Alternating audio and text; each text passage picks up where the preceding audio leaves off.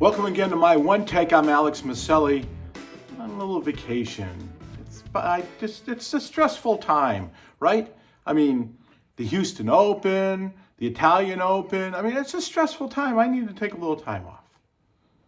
Neumann, Munoz, Champ, Na, and Griffin could be a law firm. Or it could be the 5 guys that have won on the PGA Tour so far in the 2019-2020 season. Now, if you had those in, I don't know what it would be, some kind of bet, horse racing, whatever they call that, trifecta or whatever, you'd be a gazillionaire because there's no way you would have picked those guys. Last guy, Griffin, maybe you would have seen that coming if you were actually an aficionado of golf, or at least professional golf, and you take a look and you see he's played in 4 events prior to the Houston Open, and every one of them finished in the top 20, worst finish T18. Well, now you look, 4 finishes in top 20, maybe the guy's got something going. Well, he certainly did, played great. VCU grad, which I lived in Richmond, my daughter went to VCU, so a big thumbs up there, but where are these guys coming from? I mean, Griffin is a great example. Played on the PGA Tour China Tour, played on the Latino America Tour, played on the Korn Ferry Tour, won on 2 of those 3 tours, didn't win in China, and now turns around and wins on the PGA Tour. Again, I get back to my original question. Where are these guys coming from? And if you are anybody with your game a bit suspect, you don't want to show up out there because these guys are hungry and they are ready to beat you into the ground. It's got to make Jay Monahan happy, the PGA Tour commissioner, but at the same time, you got to sit there and spend all this time promoting guys you don't ever even know who they are. And that means you're trying to tell that story to the American public.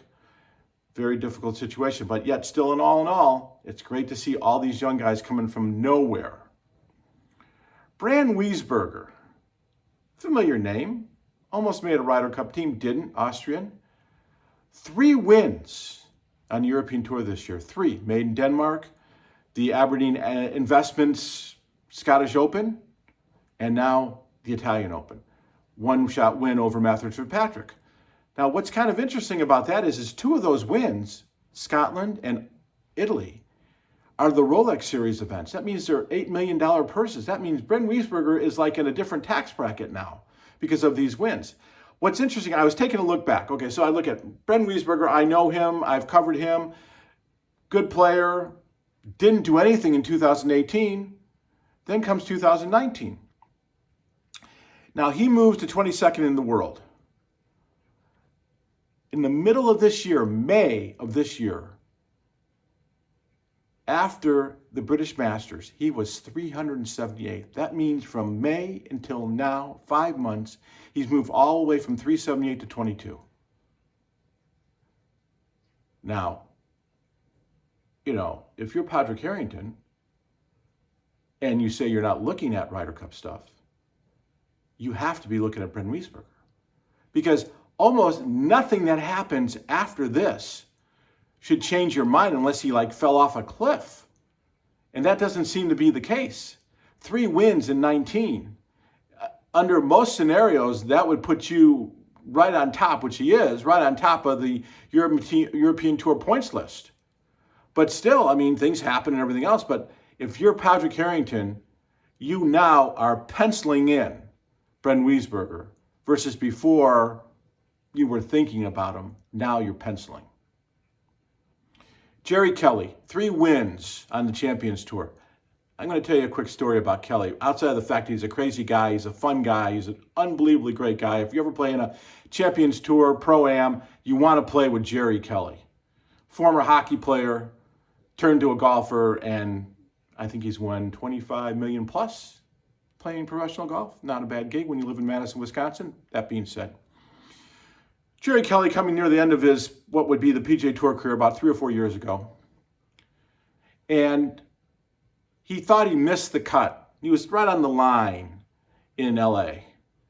And so, typical Jerry Kelly fashion, pulls out his clubs. He's playing in the afternoon round on Friday, pulls out his clubs, puts them in his bag, packs everything up, locker packed, grabs a beer, goes out on the veranda where you can watch 18 and 9 basically at the same time at Riviera. Guy coming in, which I can't remember his name, guy coming in was important because if he bogeys, then he brings all these people in, including Jerry Kelly. Not only does he bogey, but double bogeys. Kelly just turned around and said, there we go. Right back, unpacking his clubs, unpacking his bag, filling up his locker, getting ready for his Saturday round. That was Jerry Kelly. Beer in his hand, no doubt. Beer in his hand after any round on the PGA Tour. Winning the SAS is going to put him in a great position going into the Charles Schwab Cup, which starts this week in Richmond. Then they go out to California, and then they come back for the finale. So good luck, Jerry Kelly. Much better position than you were last year, but crazy good golfer with a kind of a weird swing, but has kind of figured it out on the Champions Tour. Certainly one of many that have done that over time. One last thing. I was reading up on ShotLink Plus. Now, everybody knows what ShotLink is. Gives you data on how far they hit it, so forth and so on, the normal stuff. ShotLink Plus is a little different.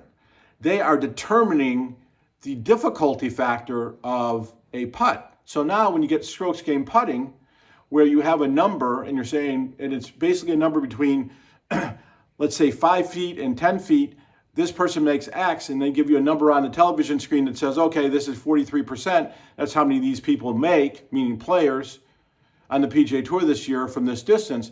Now we're going to know that every putt isn't exactly like every putt. A downhill slider on a green that is it's running at 12 is not the same as an uphill 5-footer running on a green that's at 7, or let's say 10.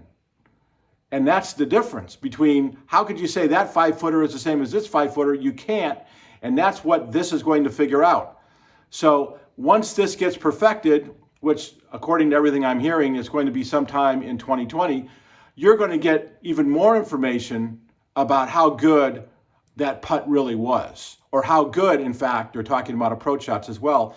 And it means infrastructure-wise, they're creating more infrastructure on the golf course. Just think about all the stuff they have to go through. They're creating 3 cameras on every green, 18 holes. Well, quick math, 56, right? Wow, that's a lot. Oh, 8, 16, 24. No, it's 54. See, my math is horrible when I'm on television, or in this case, on my own little one-taker. Anyways, that's all I got today. Not much going on. The players are off to Japan. Congratulations to them. I'm staying in the United States at least for a couple more weeks before I go to Turkey.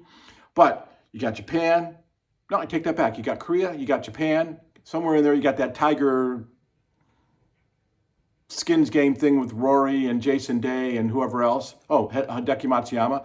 Then you're playing in Japan. And then, of course, you're going to HSBC in China. I'm not sure if I, as an American athlete, am thrilled about going to China, but every time I've been there, everybody's been great. I'm Alex Miceli. See you next week.